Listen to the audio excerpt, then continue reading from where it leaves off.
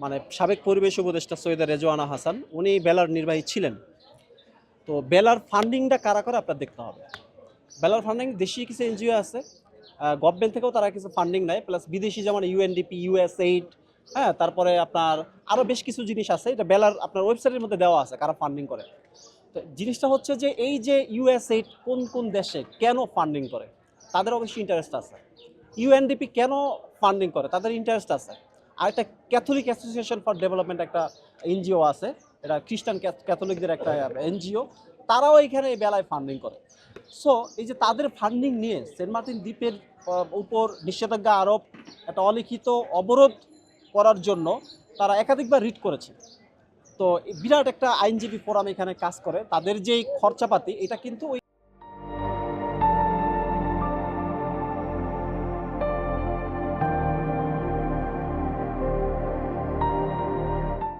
NGO থেকে তারা collection করে।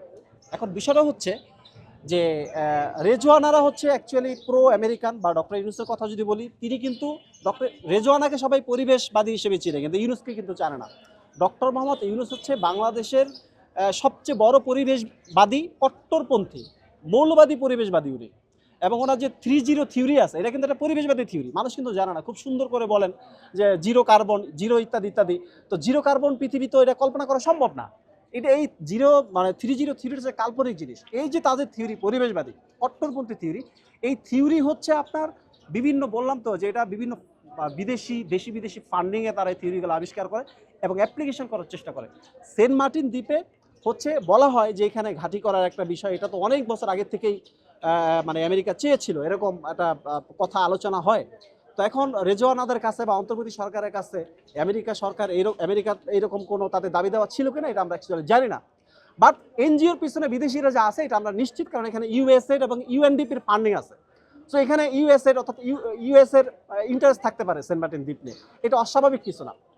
পাশাপাশি আপনারা দেখবেন যে আরাকান আর্মি কিন্তু এই অন্তর্বর্তী সরকারের সময় আমাদের প্রচুর জেলে ধরে নিয়ে গেছে। এবং আপনি যে খলিলুর রহমান বলেন, সাবেক পররাষ্ট্র উপদেষ্টা, এরপরে অন্তর্বর্তী সরকার থেকে শুরু করে সবাই আরাকান আর্মিকে একটা ফ্যাসিলিটেট করার চেষ্টা করেছে, আরাকান আর্মিকে। সো আমরা মনে করি আরাকান আর্মিরও তারা দালালি করেছে। এবং এই যে সেন্ট মার্টিনকে জনশূন্য করা, পরিবেশবাদের নাম দিয়ে যে পর্যটন ব্যবসা বন্ধ করার মাধ্যমে স্থানীয় মানুষকে যে একটা মানে অভুক্ত তারা রেখেছে, এইটার মাধ্যমে যে মানুষজন এখান থেকে চলে আসতেছে, অর্থাৎ তাদের উদ্দেশ্য হচ্ছে সেন্ট মার্টিন দ্বীপটা খালি করা। এই খালি করার মাধ্যমে এটা সুবিধাবাদী কে হবে? পার্শ্ববর্তী আরাকান আর্মি হবে, মিয়ানমার হইতে পারে, ভারতীয়রা হইতে পারে, অন্য কোনো সাম্রাজ্যবাদী শক্তি অপশক্তি হতে পারে। সো আমরা মনে করি যে এটার পিছনে নিশ্চয়ই কোনো না কোনো ষড়যন্ত্র আছে। যেই সব জায়গায় পরিবেশবাদের নামে রেস্ট্রিকশন দিয়ে রেখেছে, আমরা দেখেছি বাংলাদেশ না, পৃথিবীর যেই সব জায়গায়, ওই সব জায়গায় সাম্রাজ্যবাদীরা 10 বছর পরে 20 বছর পরে হোক ওইখানে একটা আগ্রাসন চালায়। সো আমাদের সেন্ট মার্টিন দ্বীপটা অত্যন্ত ভূরাজনৈতিকভাবে গুরুত্বপূর্ণ একটা দ্বীপ। তো এইটার উপর যে পরিবেশবাদের নামে যে রেস্ট্রিকশন, যে অবরোধ দেওয়া হয়েছে, অন্তর্বর্তী সরকার দিয়েছে, এটার পিছনে অবশ্যই সাম্রাজ্যবাদী কোনো ষড়যন্ত্র থাকাটা অস্বাভাবিক কিছু না। আপনারা দেখবেন পাথর উত্তোলনের কথা যদি বলি, যেমন সিলেটে পঞ্চগড়ে পাথর উত্তোলন কিন্তু এই রেজওয়ানারাই বন্ধ করে দিয়েছে। বেলা এবং human rights and piece for Bangladesh, এই অ্যাডভোকেট মঞ্জিল মোর্শেদ, এরাই বন্ধ করে দিয়েছে। এখন দেখেন এই যে আমাদের দেশে পাথর উত্তোলন বন্ধ, আমদানি করতেছে কার থেকে? ইন্ডিয়া থেকে। তার মানে বোঝা যাচ্ছে এই পরিবেশবাদীদের সাথে বিভিন্ন দেশের কর্পোরেট ব্যবসায়ীদের একটা সম্পর্ক থাকে। তারা ক্ষেত্র প্রস্তুত করে রাখে যে আমার থেকে আমদানি করবে, ইন্ডিয়ান ব্যবসায়ী থেকে আমদানি করবে বা অন্য দেশ থেকে আমদানি করবে, তোমার দেশে তুমি বন্ধ করে দাও। বন্ধ করে দিয়েছে, এখন বিদেশ থেকে আমদানি করতে হচ্ছে।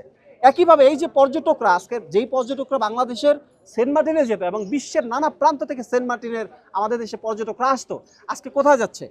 আজকে ইন্ডিয়া যাচ্ছে, থাইল্যান্ডে যাচ্ছে, নেপালে যাচ্ছে, মালদ্বীপে যাচ্ছে, অন্যান্য দেশে যাচ্ছে। আমাদের ধারণা এই পরিবেশবাদী রেজওয়ানা থেকে শুরু করে ডক্টর ইউনুস থেকে শুরু করে এদের সাথে ওই যে বৈদেশিক যে পর্যটন শিল্পের মালিক, তাদের সাথে একটা লিয়াজু থাকতে পারে, তাদের থেকে তারা হয়তো বা কমিশন পায়। নাহলে তারা কেন আমাদের দেশের পর্যটন শিল্প বন্ধ করবে? কেন এই সেন্ট মার্টিনবাসীর উপর এইভাবে অমানবিক একটা অবরোধ দিয়ে রাখবে? তো আমরা মনে করি অবশ্যই এখানে ব্যবসায়িক একটা ষড়যন্ত্র আছে।